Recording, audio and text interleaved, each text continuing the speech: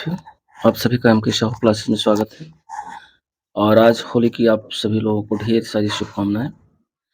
आज ये जो ऑब्जेक्टिव चल रहा है लुसेंट सामान्य ज्ञान, इसका ये तीसरा लेक्चर है। इसके 2 लेक्चर आपके भारतीय राज्य व्यवस्था ये कंप्लीट हो गए हैं। तो जो लोग ना देखे हों वो प्लेलिस्ट में जा कर के फर्स्ट और सेकंड लेक्चर जो ऑब्जेक्टिव पे आधारित है वो आज कर सकते हैं। और आज ये जो तीसरा लेक्चर है वो संविधान की प्रस्तावना से है, जो कि बहुत ही मोस्ट इम्पोर्टेंट टॉपिक है और यहाँ से हर एग्जामों में आपके क्वेश्चन देखने को मिलते हैं। तो देर ना करते हुए वीडियो को शुरू करते हैं। और चैनल पे पहली बार है तो चैनल को सब्सक्राइब करें, लाइक करें तथा अपने मित्रों के साथ शेयर जरूर करें। तो शुरू करते हैं।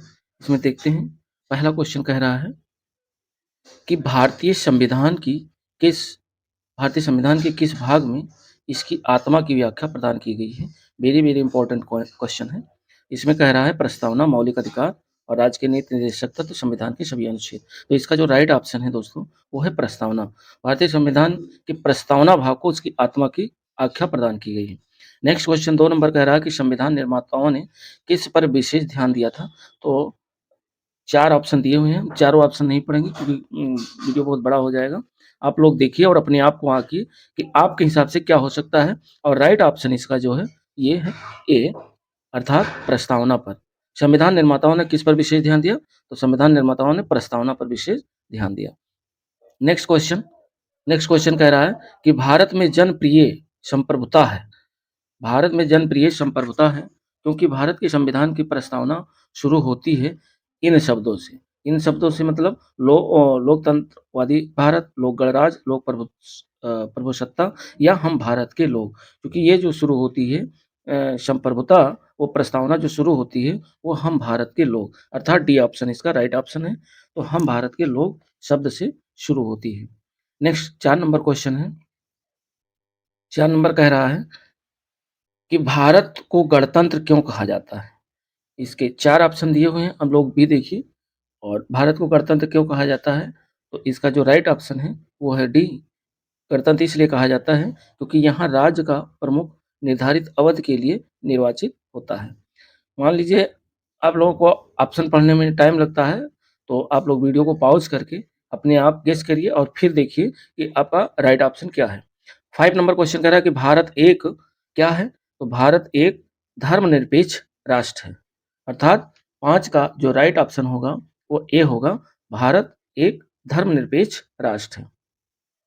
अगला क्वेश्चन कह रहा है कि धर्मनिरपेक्षता का अर्थ है। धर्मनिरपेक्षता का क्या अर्थ है, 4 ऑप्शन दिए हुए हैं और इसमें से आपको राइट ऑप्शन चूज करना है।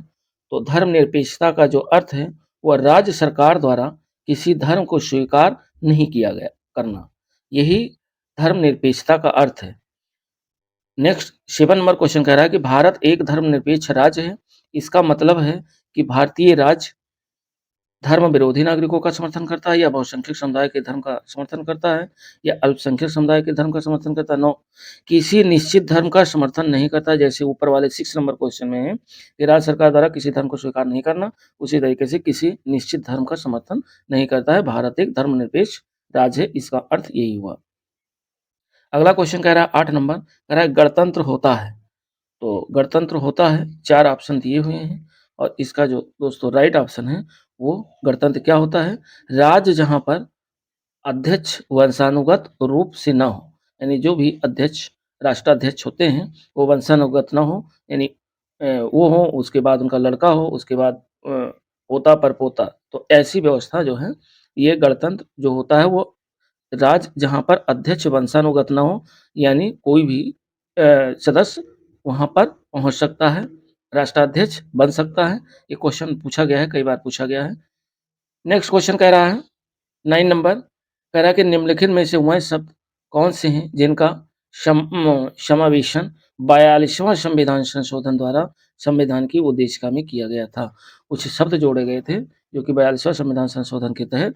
तो इसमें जो 4 ऑप्शन हैं और आपको चूज करना है राइट ऑप्शन, तो इसका राइट ऑप्शन है क्योंकि 42वां संविधान संशोधन में समाजवादी और धर्मनिरपेक्ष ये 2 शब्दों को जोड़ा गया था। समाजवादी, धर्मनिरपेक्ष। अगला पॉइंट है 10 नंबर कि भारतीय संविधान की प्रस्तावना में भारत को किस रूप में घोषित किया गया है?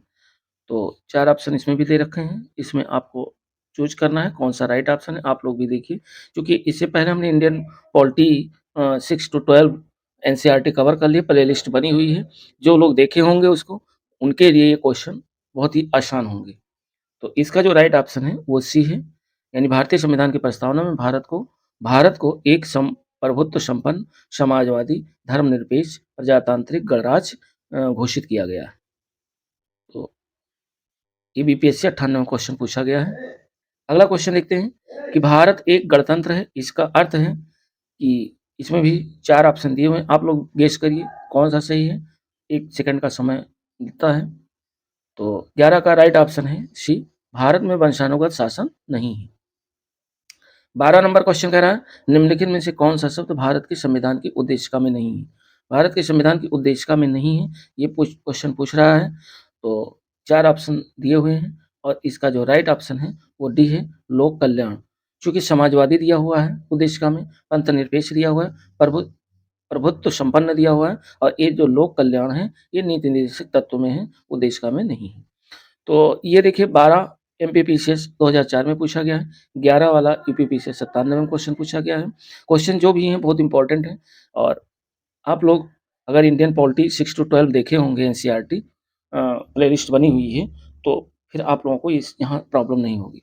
फिर अगला कह रहा है कि कल्याणकारी राज्य का जो उद्देश्य है, वो क्या है? 4 ऑप्शन दिए हुए हैं और इसका जो राइट ऑप्शन है कल्याणकारी राज्य का उद्देश्य कि कमज़ोर वर्गों के कल्याण का प्रबंध करना, यानी राइट ऑप्शन आपका बी है। 14 नंबर क्वेश्चन कह रहा है कि भारत को एक गणराज्य मुख्य रूप से माना जाता है क्योंकि क्योंकि 4 ऑप्शन दे रखे हैं। अब आपको बताना है कि राइट ऑप्शन इसका क्या होगा। तो भारत को एक गणराज्य मुख्य रूप से माना जाता है क्योंकि राज्याध्यक्ष का चुनाव होता है। जो राष्ट्राध्यक्ष होता है उसका चुनाव होता है, इसलिए राइट ऑप्शन आपका ये होगा। ये भी एसएससी 95 में क्वेश्चन पूछा गया है। 13 नंबर आपका यूपी सबऑर्डिनेट 2004 में क्वेश्चन पूछा गया है। नेक्स्ट क्वेश्चन कह रहा है कि भारतीय संविधान की प्रस्तावना के सिलसिले में निम्नलिखित में से कौन-सा क्रम सही है? भारतीय संविधान की प्रस्तावना से संबंधित जो क्रम पूछ रहा है, वो कौन-सा है? तो इसमें 4 ऑप्शन दिए हुए हैं और इसका जो राइट ऑप्शन है, वो डी है, सार्वभौम सत्ता संपन्न, उसके बाद समाजवादी, उसके बाद धर्मनिरपेक्ष, उसके बाद जनवादी गणतंत्र। ये बीपीएससी 95 में क्वेश्चन पूछा गया है, ध्यान रखिएगा। रिपीटेड क्वेश्चन बहुत आते हैं हर एग्ज़ामों में। और चारों ऑप्शन पढ़ेंगे तो उसमें टाइम लगेगा, इसलिए वीडियो को पॉज़ करके आप अपना हिसाब से गेस करिए, फिर देखिए राइट ऑप्शन क्या है। अगला 16 नंबर क्वेश्चन कह रहा है कि संविधान की प्रस्तावना में प्रयुक्त जो शब्द है सेकुलर सेक्युलर तो सेकुलर का अर्थ क्या होता है, ये आपको बताना है। 16 नंबर का राइट ऑप्शन आपका ए है, सभी नागरिकों को धर्म एवं उपासना की स्वतंत्रता, ये सेकुलर का अर्थ है। 17 नंबर क्वेश्चन कह रहा है कि धर्मनिरपेक्ष सेकुलर मतलब भारत के संविधान की प्रस्तावना में जोड़ा गया था। इसके विषय में निम्नलिखित कथनों में से कौन-सा सही है? इसमें कूट वाले प्रश्न हैं, 4 कथन दिए हुए हैं और 4 कथन के बाद नीचे कूट दिया हुआ है और आपको उस हिसाब से राइट ऑप्शन चूज़ करना है। तो इसमें देखते हैं कि यह वर्ष 1976 में जोड़ा गया था, तो सही है। धर्मनिरपेक्ष 42वां संविधान संशोधन के तहत हुआ, यानी जो ये जोड़ा गया 1976 में, ये 42वां संविधान संशोधन हुआ था 1976 में, उसी में धर्मनिरपेक्ष को जोड़ा गया था। तो ये तो पहला राइट है। अब पहला राइट है तो आपका सी एलिमिनेट हो गया और डी एलिमिनेट हो गया। अब बचा ए और बी।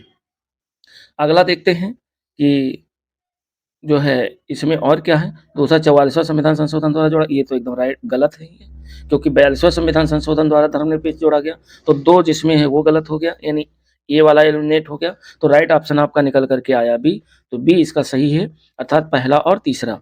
तीसरा सही है चूँकि ये 42वां संविधान संशोधन द्वारा जोड़ा गया, तो पहला और तीसरा सही है, इस हिसाब से ना बी ऑप्शन सही हुआ और ये क्वेश्चन बहुत इंपॉर्टेंट है, ध्यान रखिएगा। अगला क्वेश्चन 18 नंबर कह रहा है कि भारतीय संविधान की प्रस्तावना में लिखा है कि हम भारत के लोग का क्या अर्थ निकलता है? 4 ऑप्शन दिए हुए हैं, तो 4 में आपको राइट ऑप्शन चूज़ करना है, देखिए और गेस करिए। इसका जो राइट ऑप्शन है वो आपका बी है कि संविधान का निर्माण भारत की जनता द्वारा हुआ है, यानी हम भारत के लोग का मतलब संविधान का निर्माण भारत की जनता द्वारा हुआ है, राइट ऑप्शन बी होगा। अगला है 19 नंबर क्वेश्चन कह रहा है कि समाजवाद, समाजवाद का अर्थ पूछ रहा है कि समाजवाद का क्या अर्थ है। समाजवाद का अर्थ 4 ऑप्शन दे रखे हैं और इसका समाजवाद का अर्थ है सामाजिक न्याय, अर्थात राइट ऑप्शन होगा सी, सामाजिक न्याय। 19 का सी ऑप्शन सही है, सामाजिक न्याय। चलिए नेक्स्ट नंबर 20 नंबर क्वेश्चन देखते हैं। कह रहा है भारतीय संविधान में समवर्ती सूची, समवर्ती सूची किसके संविधान से ली गई है? तो बहुत इंपॉर्टेंट क्वेश्चन है ये, कई बार पूछा गया है। समवर्ती सूची कहाँ से लिया गया है? तो जो संविधान स्रोत है उससे है, तो इसमें 4 ऑप्शन दिया हुआ है और ये समवर्ती सूची ये लिया गया है ऑस्ट्रेलिया के संविधान से, और यहाँ ऑस्ट्रेलिया है, ऑस्ट्रेलिया, ऑस्ट्रेलिया के संविधान से लिया गया है और इसका राइट ऑप्शन होगा डी। ये क्वेश्चन पूछा गया एसएससी सीपीओ 11 में और सीआईएसएफ 11 में पूछा गया। नेक्स्ट क्वेश्चन 21 नंबर कह रहा है कि भारतीय संविधान की आत्मा, भारतीय संविधान की आत्मा किसे कहा गया है? तो प्रस्तावना, मूलाधिकार, नीति निर्देशक तत्व या उपयुक्त सभी। तो 21 का जो राइट ऑप्शन है वो प्रस्तावना को, प्रस्तावना को संविधान की आत्मा कहा गया है। ध्यान रखिएगा, वेरी वेरी इंपॉर्टेंट पॉइंट है और वो क्वेश्चन है। नेक्स्ट क्वेश्चन 22 नंबर क्वेश्चन कह रहा है कि भारत की लौकिक सार्वभौमिकता है, भारत में लौकिक सार्वभौमिकता है क्योंकि संविधान की प्रस्तावना प्रारंभ होती है। भारत में लौकिक सार्वभौमिकता है क्योंकि संविधान की प्रस्तावना प्रारंभ होती है। 4 ऑप्शन दे रखे हैं और इसका जो राइट ऑप्शन है वो आपका ए है, हम भारत के लोक शब्दों से। यानी भारत में लौकिक सार्वभौमिकता है क्योंकि संविधान की जो प्रस्तावना प्रारंभ होती है वो प्रस्तावना यहीं से प्रारंभ होती है, हम भारत के लोक शब्दों से। राइट ऑप्शन ए होगा। ये बीपीएससी 1994 में क्वेश्चन पूछा गया। नेक्स्ट क्वेश्चन कह रहा है कि भारतीय संविधान की प्रस्तावना पर किस क्रांति का प्रभाव नहीं झलकता है? किस क्रांति का प्रभाव नहीं झलकता है? 4 ऑप्शन दिए हुए हैं और आपको राइट ऑप्शन चूज करना है। तो 23 का जो राइट ऑप्शन है वह है चीन। चीन की क्रांति जो है 1912 में हुई, ये भारतीय संविधान की जो है प्रस्तावना पर नहीं झलकता है। बाकी फ्रांसीसी क्रांति 1789 हुई और अमेरिकी क्रांति 1776 और बेल्शेविक क्रांति 1917, ये सारी चीजें जो है भारतीय संविधान की प्रस्तावना पर झलकती है। 24 नंबर क्वेश्चन कह रहा है कि मूल भारतीय संविधान के अनुसार भारत एक है। अब भारत एक है क्या है? 4 ऑप्शन आपके दिए हुए हैं, आप लोग चूज करिए कि इसमें राइट ऑप्शन क्या है। तो दोस्तों इसका राइट ऑप्शन है ए, प्रभुत्व संपन्न लोकतंत्रात्मक गणराज्य। भारत एक प्रभुत्व संपन्न लोकतंत्रात्मक गणराज्य है, तो इसका जो राइट ऑप्शन है वो ए होगा। नेक्स्ट क्वेश्चन कह रहा है कि संविधान के अंतर्गत भारतीय लोकतंत्र के आदर्शों को हम कहाँ देख सकते हैं? 4 ऑप्शन दिए हुए हैं, भाग 1, भाग जो है 3, भाग 4 और प्रस्तावना। तो 25 का जो राइट ऑप्शन होगा वो हम प्रस्तावना में देखते हैं। संविधान के अंतर्गत जो भारतीय लोकतंत्र है के आदर्श को हम देखते हैं प्रस्तावना में, तो right option B. 26 number question very important है कि 42वां संविधान संशोधन कब हुआ? 1976 में हुआ। एक दो मिनट डालिए। और द्वारा प्रस्तावना में किन शब्दों को नहीं जोड़ा गया ये पूछ रहा है, नहीं शब्द पूछ रहा है। कभी कभी हाँ और नहीं में कंफ्यूजन हो जाता है, ये चीज आप लोग ध्यान रखिएगा। तो इसमें राइट ऑप्शन क्या होगा? ये आपका है गुट निरपेक्ष को नहीं जोड़ा गया 42वां संविधान संशोधन 1976, और जबकि 42वां संविधान संशोधन 1976 में धर्मनिरपेक्ष को 3 शब्दों को जोड़ा गया था, समाजवादी को जोड़ा गया और एकता और अखंडता को जोड़ा गया। ये 3 शब्द जोड़े गए लेकिन गुट निरपेक्ष इसमें नहीं जोड़ा गया, तो इसमें नहीं पूछ रहा है, इसलिए राइट ऑप्शन आपका सी होगा। इसका जो राइट ऑप्शन है वो आपका सी होगा। तो 27 नंबर क्वेश्चन देखते हैं। 27 नंबर कह रहा है कि भारतीय संविधान की प्रस्तावना के बारे में कौन सा कथन सही है? सही है। आप 4 ऑप्शन दिए हुए हैं और आपको राइट ऑप्शन चूज करना है। तो इसका जो राइट ऑप्शन है वो क्या है? भारतीय संविधान की प्रस्तावना के बारे में कौन सा कथन सही है? ये कथन सही है, बी राइट ऑप्शन है। और इसमें कह रहा है उक्त शब्द 1976 के संशोधन द्वारा जोड़ा गया, तो राइट है। 1976 यानी 42वां संविधान संशोधन 1976 के द्वारा जोड़ा गया। 42वां संविधान संशोधन 1976 हुआ था, उसे मिनी कॉन्स्टिट्यूशन का भी कहा जाता है, यानी लघु संविधान की संज्ञा भी दी जाती है। अगला पॉइंट कह रहा है कि भारतीय संविधान ने किस प्रकार के लोकतंत्र को अपनाया है? तो 28 में 4 ऑप्शन है, आपको राइट ऑप्शन चूज करना है। 28 का कौन सा आंसर आपका सही हो सकता है? भारतीय संविधान ने किस प्रकार के लोकतंत्र को अपनाया? भारतीय संविधान ने लोकतांत्रिक गणराज्य को गणतंत्र, लोकतांत्रिक गणतंत्र को अपनाया है। राइट ऑप्शन आपका डी होगा। 29 नंबर क्वेश्चन कह रहा है कि भारतीय संविधान की प्रस्तावना में वर्णित लोकतंत्र को किस रूप में स्वीकारा गया है? 4 ऑप्शन दिए हुए हैं, इसका राइट ऑप्शन आपका क्या होगा? तो राइट ऑप्शन आपका देखिए इसमें सभी सही है, राजनीतिक राजतंत्र भी है, आर्थिक लोकतंत्र भी है, सामाजिक राजतंत्र भी है, अर्थात आपका राइट ऑप्शन डी होगा। नेक्स्ट क्वेश्चन कह रहा है 30 नंबर कि भारतीय संविधान की प्रस्तावना के अनुसार भारत के शासन की जो सर्वोच्च सत्ता है वो किसमें निहित है? तो 4 ऑप्शन दिए हुए हैं, आपको राइट ऑप्शन चूज़ करना है, चुनिए और आप अपने आप को गेस करिए। जनता, राइट ऑप्शन ये है जनता, क्योंकि जो लोग एनसीईआरटी, इंडियन पॉलिटी देखे होंगे, ये हमने वीडियो सब प्लेलिस्ट में डाल दी है, वो इन क्वेश्चनों को अब कर रहे होंगे, तो उनके लिए बहुत आसान लग रहा होगा। इसलिए मैं ये कह रहा हूँ कि जो लोग ना देखे हों, वो एनसीईआरटी सार संग्रह एथेंटिक बुक का एथेंटिक मटेरियल आपको चैप्टर वाइज़, लेक्चर वाइज़ दिया गया है, तो वहाँ जाकर के आप देख सकते हैं और उसके बाद क्वेश्चन करेंगे तो आपके क्वेश्चन सारे के सारे हो जाएँगे, कोई प्रॉब्लम नहीं होगा। फिर 31 नंबर क्वेश्चन कह रहा है कि भारत की संप्रभुता, एकता, अखंडता को अक्षुण्ण बनाए रखने तथा उसकी रक्षा करने का प्रावधान किया गया है और इसका जो राइट ऑप्शन होगा, वो क्या होगा? इसका राइट ऑप्शन है प्रस्तावना, यानी 31 का आपका ए सही है, प्रस्तावना। नेक्स्ट 32 नंबर क्वेश्चन कह रहा है कि भारतीय संविधान की प्रस्तावना में जिन आदर्शों एवं उद्देश्यों की रूपरेखा दी गई है, उनकी आगे व्याख्या की गई है। 4 ऑप्शन दिए हुए हैं, तो 4 ऑप्शन में जो है आपका राइट ऑप्शन क्या है? 32 का राइट ऑप्शन होगा सी, अर्थात मूल अधिकार, राज्य के नीति निर्देशक सिद्धांत एवं मूल कर्तव्यों में आदर्श एवं उद्देश्यों की रूपरेखा दी गई है और ये यूपीपीसीएस मेंस 2004 में क्वेश्चन पूछा गया है। पहले मेंस ऑब्जेक्टिव होता था जीएस, उसमें 2004 में क्वेश्चन पूछा गया है, इंपॉर्टेंट क्वेश्चन, ध्यान रखिएगा। 33 नंबर क्वेश्चन कह रहा है कि संविधान सभा में प्रस्तुत उद्देश्य प्रस्ताव में अभिव्यक्ति विचारों को भारतीय संविधान के किस भाग में पूर्णतया शामिल किया गया है?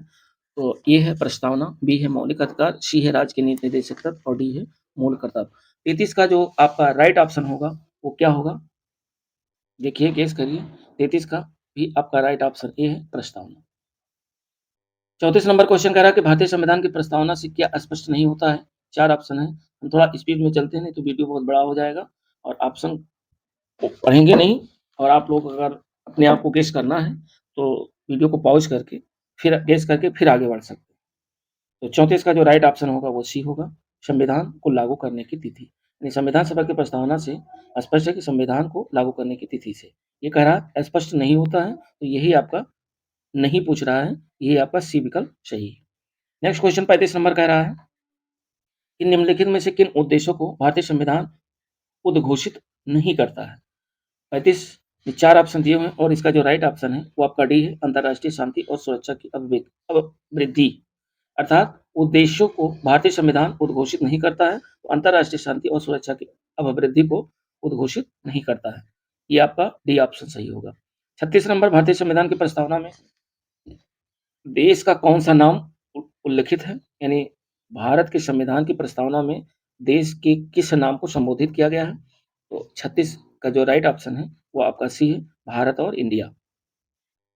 नेक्स्ट क्वेश्चन कह रहा है 37 नंबर क्वेश्चन कि भारतीय संविधान किसके द्वारा स्वीकृत किया गया? तो 4 ऑप्शन दिए हुए हैं और चारों में आपको गेस करना है कौन?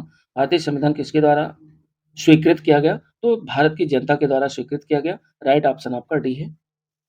38 नंबर भारत की संप्रभुता किसमें निहित है? तो इसका जो 38 नंबर का जो राइट ऑप्शन है वो आपका डी है, भारत की जनता में। यानी भारत की संप्रभुता निहित है भारत की जनता में। नेक्स्ट 39 नंबर क्वेश्चन कह रहा है कि भारतीय संविधान को संविधान सभा द्वारा अंगीकृत किया गया। कब अंगीकृत किया गया? ये आपको देखना है। तो 39 का जो राइट ऑप्शन है वो आपका ए है, 26 नवंबर 1949 को। बहुत बार ये क्वेश्चन पूछा गया है, ध्यान रखिएगा कई एग्जामों में। भारतीय संविधान को संविधान सभा द्वारा कब अंगीकार किया गया? 26 नवंबर 1949 को। पूर्ण रूप से कब लागू किया गया? 26 जनवरी 1950 को। नेक्स्ट नेक्स्ट क्वेश्चन देखिए, ये आ ही गया क्वेश्चन कि भारत का संविधान पूर्ण रूप से कब तैयार हुआ? तो ये इसमें आप लोग ऑप्शन देखिए। भारत का संविधान पूर्ण रूप से तैयार हुआ 26 नवंबर 1949 को और पूर्ण रूप से अगर पूछ ले लागू कब हुआ तो 26 जनवरी 1950 को। 41 नंबर भारतीय संविधान कब अंगीकार किया गया? अंगीकार की बात कर रहा है तब भी 26 जनवरी 1949, यानी 41 ये गलत है। 4 ऑप्शन दिए हुए हैं और 4 में आपका कह रहा है कि भारतीय संविधान कब अंगीकार किया गया और 40 और 41 सेम क्वेश्चन है, बस थोड़ा-सा टाइटल बदला हुआ है। तो ये दोनों का सेम आंसर भी होगा 26 नवंबर 1949 को। देखिए 40 पूछा गया यूपीपीसी 2002-2010 में और ये 41 पूछा गया आरआरबी 2004 और सीएमए 2004 में। ध्यान रखिएगा, क्वेश्चन बहुत ही इंपॉर्टेंट है। अगला 42 नंबर क्वेश्चन देखते हैं। निम्नलिखित में से किस तिथि को भारतीय संविधान लागू किया गया? पूछ रहा है कि भारतीय संविधान कब लागू किया गया, तो किस तिथि को भारतीय संविधान लागू किया गया? तो ये लागू किया गया 26 जनवरी 1950 को। 43 नंबर क्वेश्चन कह रहा है किस वर्ष भारत एक संप्रभुत्व प्रजातांत्रिक गणराज्य बना? ये क्वेश्चन पूछ रहा है 43 नंबर। 43 नंबर का जो राइट ऑप्शन है वो आपका क्या होगा? किस वर्ष भारत एक प्रभुत्व संपन्न प्रजातांत्रिक गणराज्य बना? ये बना 1950 में। राइट ऑप्शन आपका डी है 1950। 44 नंबर क्वेश्चन कह रहा है संविधान की उद्देशिका यानी प्रस्तावना का संशोधन कितनी बार किया गया है? तो संविधान का जो संशोधन है वो अब तक यानी संविधान की उद्देशिका जो उद्देशिका कहते हैं प्रस्तावना को, तो प्रस्तावना में जो संशोधन किया गया है अब तक एक बार किया गया है और इसका जो राइट ऑप्शन है वह आपका सी विकल्प सही है। नेक्स्ट 45 नंबर क्वेश्चन कह रहा है कि भारत के संविधान की प्रस्तावना में प्रथम संशोधन कब किया गया? भारत की संविधान की प्रस्तावना में पहला संशोधन कब किया गया? तो देखिए आप लोग, और इसका जो राइट ऑप्शन है वह सी है 1976 में। यानी भारत के संविधान की प्रस्तावना में पहला संशोधन जो कि 42वां संविधान संशोधन 1976 में किया गया।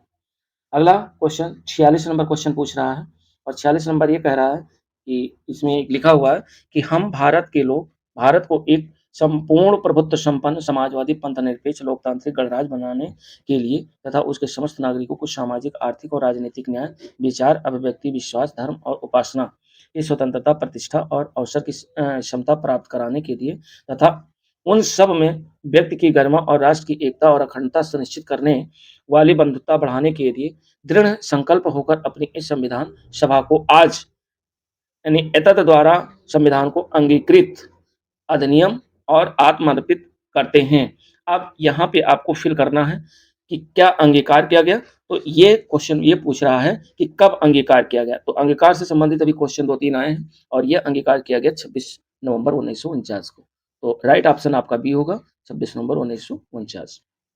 ये IAS 1997 में क्वेश्चन पूछा गया है और क्वेश्चन इतना बड़ा है कि पढ़ने में ही दिक्कत हो रही है। और तो ये है 26 नवंबर 1950 बी ऑप्शन। 47 नंबर क्वेश्चन देखते हैं कि संविधान की प्रस्तावना सभी भारतीय नागरिकों को निम्न में से कौन सा एक उपलब्ध कराने के लिए वादा नहीं करती है? 4 ऑप्शन दिए हुए हैं और आपको राइट ऑप्शन चूज करना है। तो इसका जो राइट ऑप्शन है वह है पूजा की समानता। पूजा की समानता जो है उपलब्ध कराने के लिए वादा नहीं करता है। ये यूपीपी से 2006 में क्वेश्चन पूछा गया है।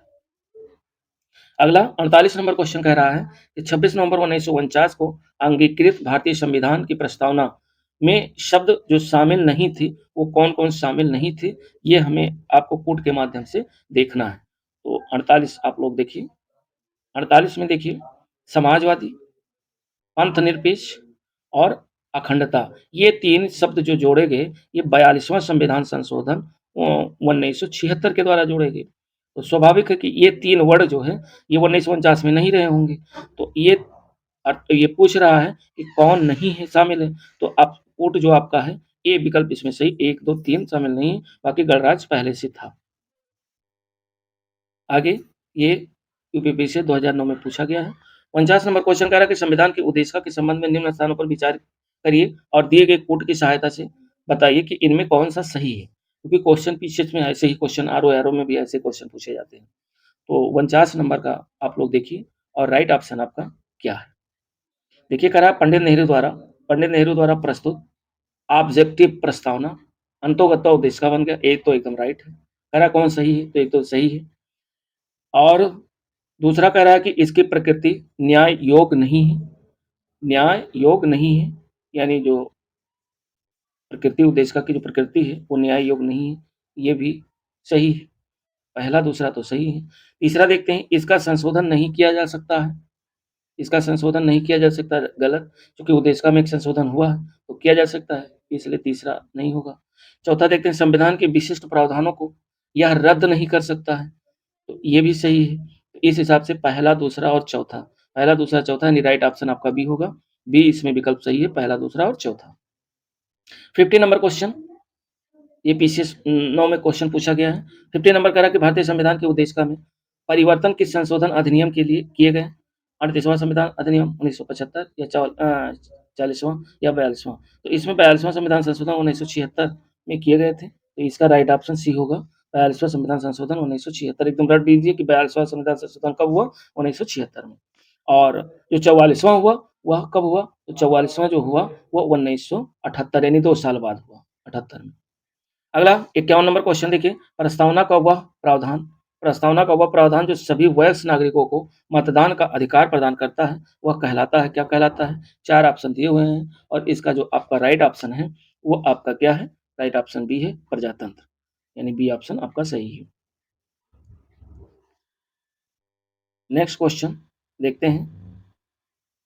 52 नंबर क्वेश्चन कह रहा है कि भारत के संविधान की प्रस्तावना में समाजवादी, धर्मनिरपेक्ष शब्दों को किस संशोधन द्वारा जोड़ा गया? तो कई बार क्वेश्चन पूछा गया है और ये ध्यान रखिएगा, ये इसका जो राइट ऑप्शन है वो बी है, यानी 42वां संविधान संशोधन 1976 के द्वारा समाजवादी, धर्मनिरपेक्ष को जोड़ा गया।